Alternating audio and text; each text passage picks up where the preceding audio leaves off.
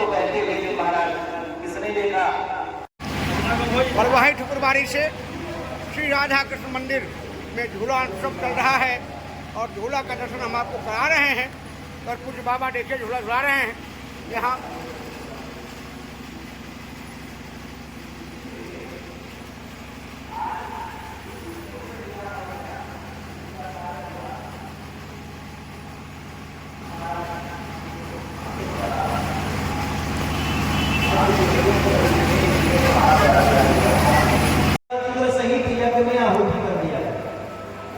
ब्राह्मणों ने कहा चिंता मत करिए महाराज, हमारे पास कोई अद्भुत शक्ति है। और ब्राह्मणों के पास कौन सी शक्ति है? बोले दैवाधीनम जगत सर्वम मंत्राधीनम चलेगा। सारे देवता जो है मंत्रों के अधीनस्थ। मंत्र किसके अधीनस्थ? बोले ब्राह्मणों के अधीनस्थ है। ब्राह्मणों ने कहा हम मंत्र पढ़ेंगे। ब्राह्मणों ने मंत्र पढ़ना प्रारंभ किया और जैसे मंत्र पढ़ करके महाराज क्या किया? बोले जैसे ही यज्ञशाला में और अग्नि में आहुति डालना प्रारंभ किया, उसी बीच में महाराज देवराज इंद्र अपने सिंहासन सहित नीचे चले गए।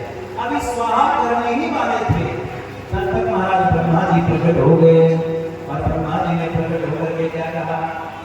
ब्रह्मा जी ने आकर के महाराज पृथ्वी को समझाया, देखो भैया अगर इंद्र चले जाएंगे तो इंद्रासन की व्यवस्था चली जाएगी, इसलिए इंद्र को रोका जाए।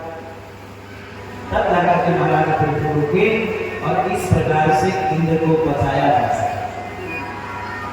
आगे चल करके इसी वंश के महाराज बड़े प्रतापशाली राजा हुए जिसका नाम था प्राचीन बरही। प्राचीन बरही भी महाराज बड़े पुण्यात्मा राजा थे, जिसको नारद जी ने समझाई। तब जाकर के महाराज प्राचीन बरही ने अपने भवन में यज्ञ करना प्रारंभ किया, जिससे जनता और प्रजा की रक्षा हो सके। पंचम स्कंद में श्री भगवान ने राजा परीक्षित को कथा सुनाते हुए कहा, परीक्षित पंचम स्कंद की कथा में हम सनातन धर्म में भगवान के 24 अवतार हैं और सनातन धर्म और जैन धर्म ये दोनों अलग हैं, लेकिन वस्तुतः एक ही अंश है दोनों का। तीर्थंकरों की पूजा होती है और सनातन में पूरे 24 अवतार की पूजा होती है। तो सनातन धर्म में 24 अवतार की पूजा होती है और जैन धर्म में पूरे 24 तीर्थंकरों की पूजा होती है। तो जिसमें सबसे प्रथम तीर्थंकर थे तो सनातन धर्म के ही आचार्य हुए, जिनका नाम हुआ महाराज ऋषभदेव। ऋषभदेव भगवान जो ऋषभदेव हुए वो बड़े प्रभावशाली थे, बड़े प्रभावशाली। ऋषभ भगवान ने एक बार अपने राजतंत्र में ही एक बार इंद्र ने जब बरसात बंद करवाया तो ऋषभ भगवान ने अपने योग बल से बरसात करवा दिया। और जैसे योग बल से बरसात हुई तब तो महाराज इंद्र को बड़ी लज्जा आई। महाराज इंद्र ने अपनी पुत्री जयंती का विवाह करवा दिया।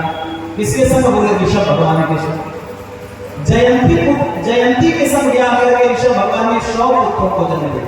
सबसे प्रथम पुत्र हुए जिसका नाम हुआ भरत। इस आर्यवर्त का नाम भारत पड़ा। कैसे?